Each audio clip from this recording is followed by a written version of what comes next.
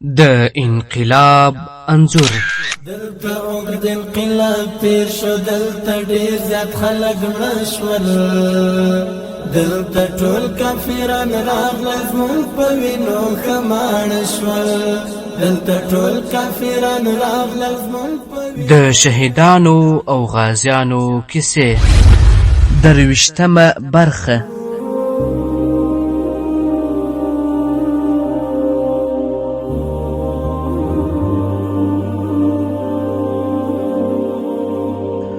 الحمد لله وكفى والصلاة والسلام على رسوله خير الورى اما بعد.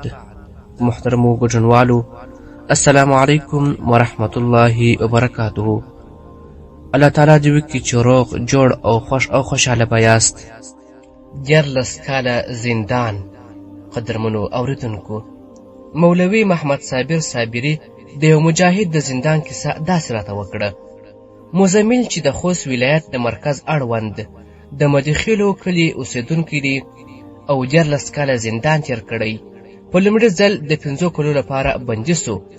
له ازادۍ 2 کاله وروسته یې کورنۍ کوزده ورته وکړله. نوموړی د واده په شپه مهاجر سو. وروڼه او کورنۍ یې پرې ټینګار کاوه چې راسه واده چې دی، کومه ستونزه به نه وي. د نوموړي د راتګ وروسته د مزدور دښمن ړندو لښکرو د هغوی پر کور چاپه واچوله او دغه مجاهد یې په 2یم ځل اسیر کړ. 8 کاله بندي سو چې له ډېرو شکنجو او تعذیبونو وروسته نوموړی له بېلابېلو روغتیایي ستونزو سره لاس او ګرېوان دی.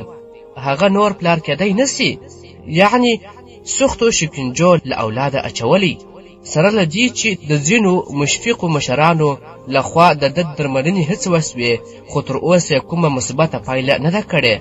د مجاهد مزمل له هغو بوژونکو کیسو چې دی یې د زندان له شکنجو څخه کوي یوه دا وه چې د نوموړي په تناسلي آلې پورې به یې تر اوږدې مودې پورې خښتې، وزن او داسې نور درانه شیان تر میاشتو پورې تړل او یا به یې له پښو راځوړنداوه. په تیاره کوټه کې به یې له اچولو وروسته په سپو داړه. نوموړی له 14 کاله زندان وروسته د فتحې په راتګ آزاد سو، خو له ډېر روغتیایي ستونزو سره مخ دی او ورپاتې ټپونه یې لا هم نه دي رغېدلي. د شهید زوی، قدرمنو وروڼو، مولوي محمد صابر صابري راته د اشغالګرو او اجرو غلامانو د شپنیو چاپو یو واقعه بیان کړه. یوه ورځ دفتر ته د صبروي ولسوالۍ د تودې کلي اوسیدونکی مجاهد راغلی. د خبرو په جریان کې مې دا هم ترې وپوښتل چې ستاسې هم څوک شهیدان سوي؟ هغه راته وویل هو، پلار اکا مې په چاپه کې شهیدان سوي. ما ورته وویل څنګه او چېرته شهیدان سول؟ هغه راته وویل زموږ پر کور باندې امریکایانو او داخلي ضربتیانو د شپې چپه ووهله. زه، زما علیم پلار او زما علیم اکا یې هم له خپل کور څخه راوایستو او زما په مخ کې یې په شهادت ورسول. ما ورته وویل ته په هغه وخت کې څو کلن وې؟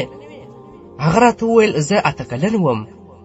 ما ورته وویل په چاپه کې خو به یې تا ته څه ونه ویل؟ هغه راته وویل زه یې هم په سپوی وداړلم او په داسې حال کې چې زما پلار او اکا یې شهیدانول، د امریکایانو سپوی زما په لاسو باندې خولې لګولې وې. دغه مجاهد چې خپله څنګله راښکاره کړه، د امریکایانو د سپیو د داړلو چاپونه تر اوسه هم په لاسو کې وه. قدرمنو اوریدونکو، پردۍ کیسې اسانه دي، خو که پر خپل ځان یې قیاس کړو نو دا ډېره سخته ده. د حفظ استاد.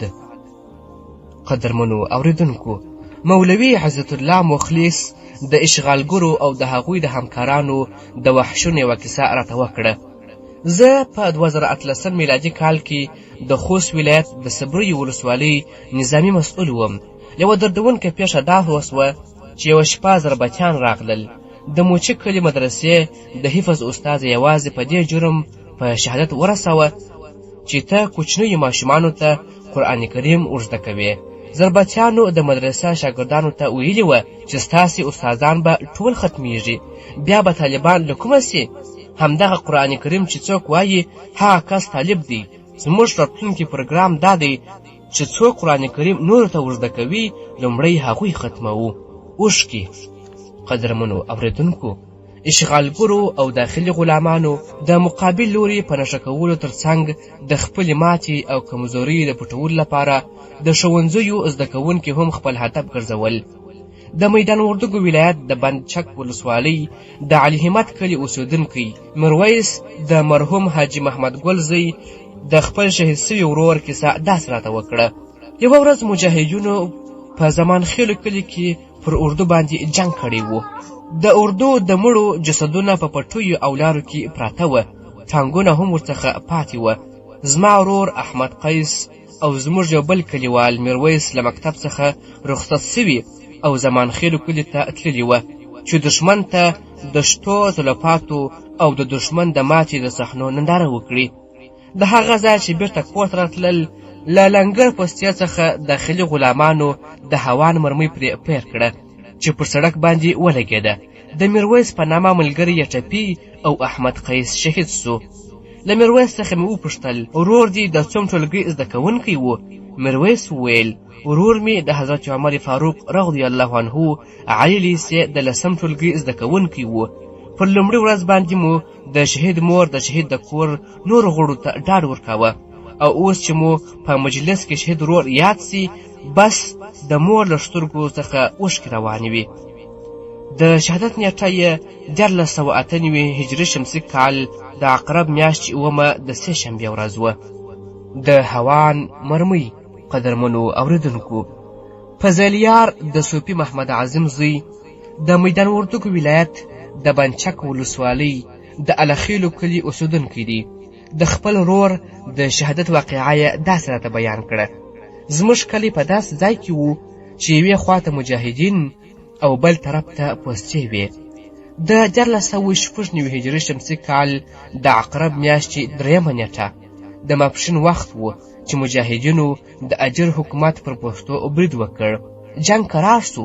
مازګر مهال اجر حکومت له پوستو څخه هوانونه وویشتل چې د هوان یوه مرمۍ زموږ د کور په انګړ کې ولګېده. زموږ مور او یو ورور مصباح الله ټپیان سول. ټپیان مو د کابل ایمرجنسي روغتون ته یوړل. ورور مې مصباح الله د شپې 9 بجې د سختو ټپونو له امله د 11 کلونو په عمر په شهادت ورسېد. ورور مې د حضرت عمر فاروق رضی الله عنه علي لیسې د 4م ټولګۍ زده کوونکی و.